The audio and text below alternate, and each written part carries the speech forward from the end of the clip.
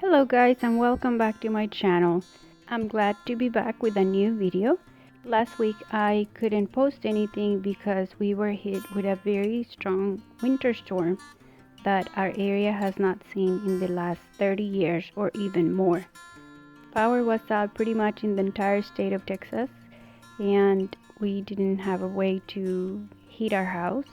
Thankfully we have gas, so we were able to cook. We also had water, but we needed to boil it to consume it.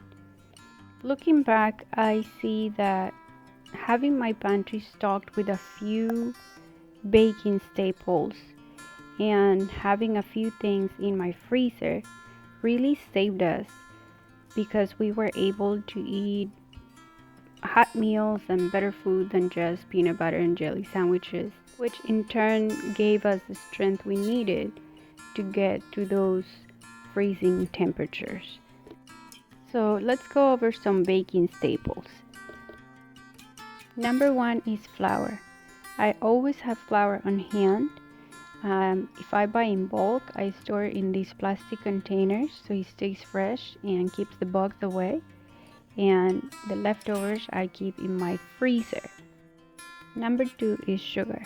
Just like the flour, I like to buy in bulk and then store it in airtight containers to avoid bugs or ants crawling in.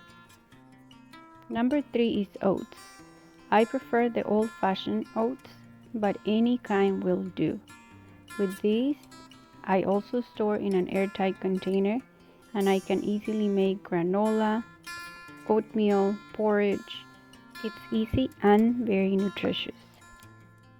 Number four is dried fruit and nuts.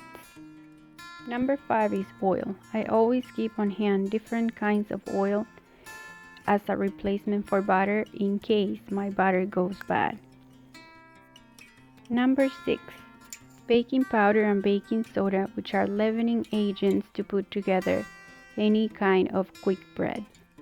Number seven, yeast. I also keep this on hand at all times to make different kinds of bread.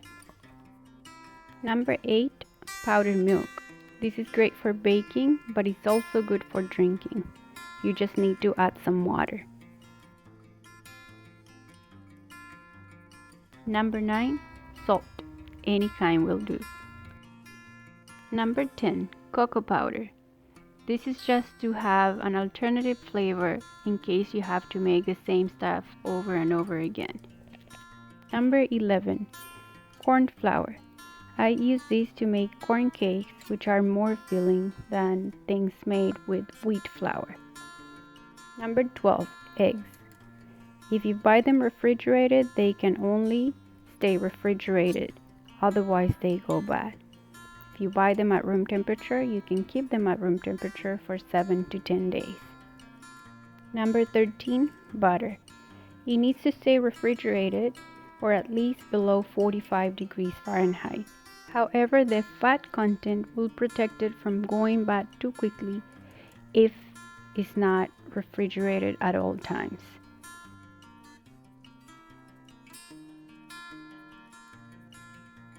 This past week was a great learning experience for us. We realized how many things we could make with just a few ingredients and the use of a stove. No electricity needed. Quick breads like pita bread, tortillas, naan bread. You can also make biscuits or scones, crepes, pancakes.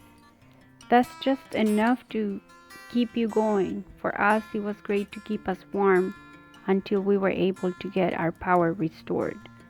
And also, if we had leftovers, they did not need to be refrigerated.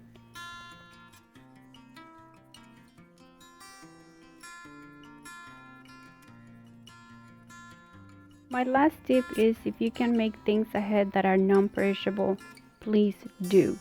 These were lifesavers for us again.